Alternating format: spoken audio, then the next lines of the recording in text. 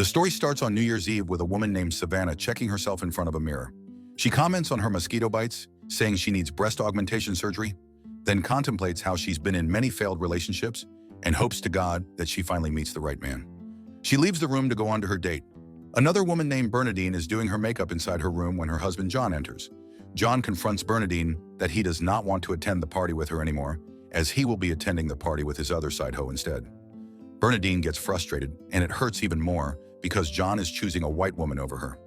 John tells Bernadine that he will be leaving her for good, but he promises that Bernadine can take their house, and he will still support their children. Bernadine is furious. Trading Angela Bassett for a new woman is crazy. She's a literal goddess. Elsewhere, Robin contemplates how she's alone on New Year's Eve because she caught her previous man cheating on her. Meanwhile, Gloria is talking to her son Tariq inside their home.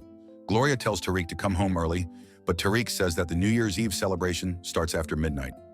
Gloria reminds Tariq that his father is visiting them soon, but Tariq says he doesn't care at all because his father is trifling. Savannah goes to a bar where she meets her foreign date named Lionel. The two hit it off on the dance floor.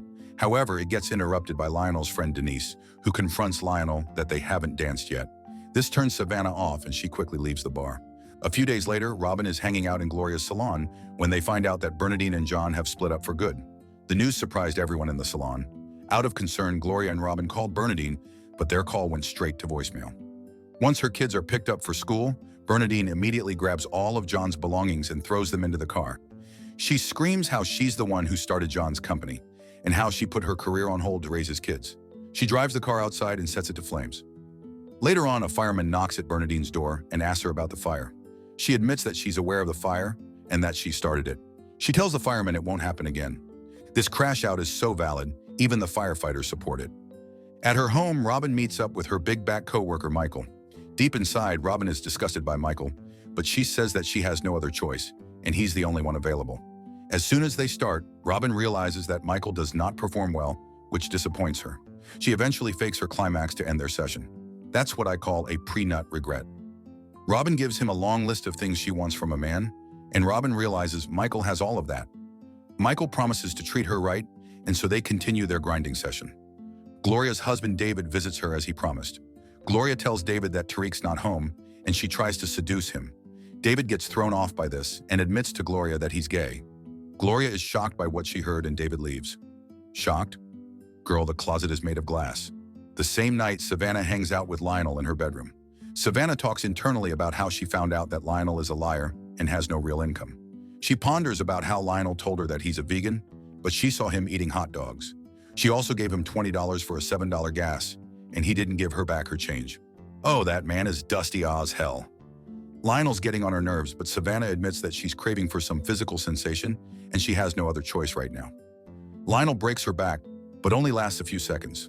The next day, Bernadine interrupts John's meeting, and she slaps Kathleen, John's other woman. John asks everybody to get out of the room. Bernadine confronts John on how he took away all the money from her bank account. John suggested selling their house for money. Bernadine also reminds John that she's the one who started the company and threatens him about it. Bernadine storms out of the room. Lord, take this woman's pain, double it, and give it to Diddy. Later, Gloria catches Tariq in his room getting cerebral with his girlfriend. The girl immediately leaves and Gloria scolds Tariq about his behavior. Gloria slips up and mentions that Tariq's dad is gay. Tariq is surprised by what he heard. I really don't understand why people are shocked. David got that flair. Bernadine consults with a lawyer who tells her that John registered all their property and businesses only under his name. The lawyer tells Bernadine that the legal fight's not going to be easy, but she assures her that she'll try her best. Then Bernadine visits Gloria's salon and forces Gloria to give her the Jada Pinkett special. At the club, Bernadine goes to the dance floor, where she sees Herbert Webster. The other girls comment on Bernadine's ugly hair. Gloria warns Bernadine that Herbert is a married man. To her surprise, Robin sees Michael in the club with another woman. Robin tells her friends that she fired Michael a week ago. The other women are worried, but Robin assures them that she's not affected by it. A few days later, Robin is now dating a new man named Troy. Troy brings Robin to his friend's party, and Robin immediately sees Troy taking baby powder from his friend. Robin over it with these loser men. Savannah is still at work when she receives a message from an old lover named Kenneth. Savannah immediately knows that Kenneth got her phone number from her mother, so she decides to give her mom a call. Savannah confronts her mom about Kenneth and tells her that Kenneth is already married. Her mom says that don't matter, encouraging her daughter to be a homewrecker. At Robin's house, she says they should take a break. However, Troy tells her that his mother wants to meet her over the weekend. Troy tells Robin that he's feeling something different about her and kisses her. Robin thinks she could change him, so she lets the loser eat her out that night. Gloria and Bernadine go to white people activities watching horses. Gloria asks Bernadine if she's keeping in touch with Herbert. Bernadine tells Gloria that she spent one evening with him because she needs her flowers touched. Bernadine clarifies that she doesn't intend to marry Herbert, and she's only here for a good time because she's still dealing with the effects of her 11-year marriage. Being Herbert's other woman after being cheated on is crazy work. Over the phone, Robin tells Savannah about Troy's substance use. They really made Whitney Houston say, "I'm a crackhead." I'm a crackhead. Savannah warns Robin about Troy and encourages her not to meet his family. Another call interrupts their conversation, and Robin excuses herself for a while. It's Robin's ex-boyfriend, Russell. Russell tells Robin that he misses her, and he will come over in 15 minutes. And he'll come in 15 seconds. Robin gets excited and tells Savannah that she needs to go. Then Russell and Robin get it on. While high, Troy picks up Robin to meet his family, but Robin tells him that she's not going. Troy reveals that he has a son, which surprises Robin. Troy tries to break into Robin's house, but it's locked. Troy gets furious and says, "No wonder black men go after white women, because all black women are the same. They have standards?" Gloria notices a new neighbor moving into the house next door. She checks on her new neighbor and meets a man named Marvin. Marvin mentions that he's widowed and lives alone. Gloria invites Marvin to come over for dinner, but Marvin politely declines as he still has a lot of things to sort. Gloria mentions she's a big woman, and Marvin says his wife was big. Gloria daydreams about him saying dirty things. Then Gloria tells Marvin that she'll have Tariq bring him a plate of food later instead. After a stressful court hearing session for her divorce, Bernadine yells at John, calling him Uncle Tom, but John's giving Temu Michael B. Jordan. She takes a break and orders a cocktail. She is joined at the counter by a man named James Wheeler. Bernadine gives him the lowdown on her messed up life. James also shares how his wife is dying because of cancer and it hurts him to see his wife suffer. To lighten the mood, James offers Bernadine to buy her a drink, which Bernadine accepts. "I would take all 20 of James's fingers." Kenneth visits Savannah at her house, and they catch up with each other's lives. They haven't been in touch since Savannah dumped Kenneth. Kenneth tells Savannah that he's married, but clarifies that he only married his wife because he loves their daughter so much. Kenneth tells Savannah that she's the only woman he's ever loved until this day. Later that night, Savannah and Kenneth commit the sinful act of adultery. James and Bernadine check into a hotel room following their conversation earlier. She tells him that she's nervous, and he claims to be nervous too. James adds that with his wife dying, he hasn't made love with anyone for over a year.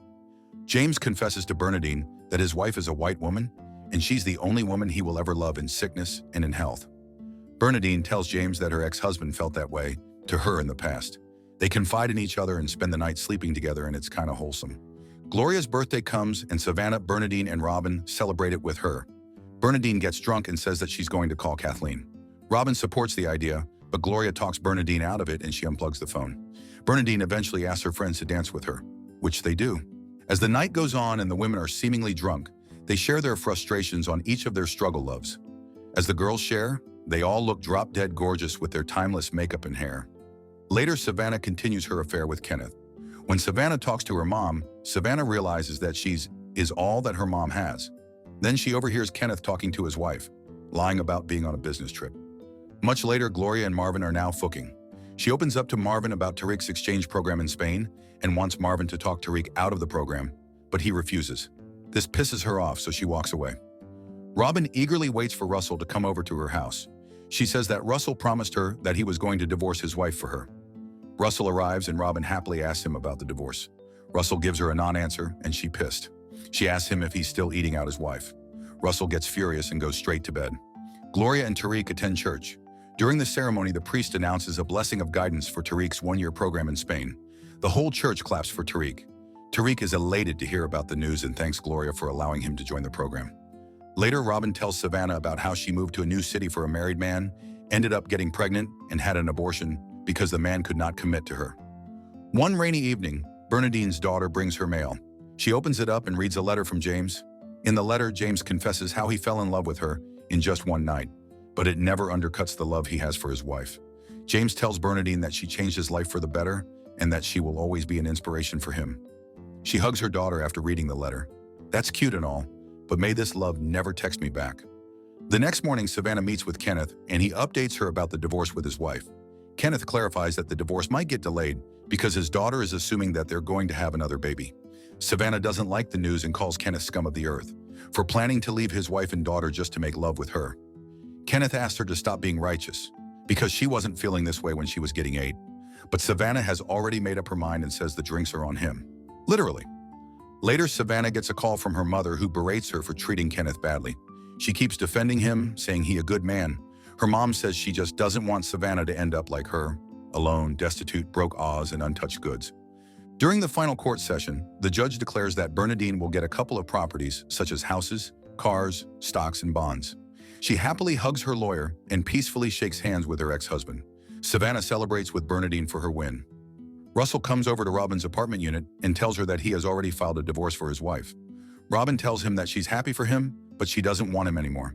Then she reveals she's pregnant with his child, which frightens Russell. She's going to keep the baby, and she's going to raise the baby on her own. Then she closes the door and Russell leaves. Gloria visits Marvin and apologizes for how she acted the last time they were talking. Gloria tells Marvin that Tariq just left for Spain, and without Tariq, she's sad. Marvin comforts Gloria and tells her that he will always be with her, and he will always love her. The two share a kiss with each other. Now this is the type of love I would want. Fast forward to the following New Year's Eve, the 4 women are celebrating the new year, content with the friendship and bond they have with each other. What did you guys think of this one? This is another Terry McMillan struggle love movie.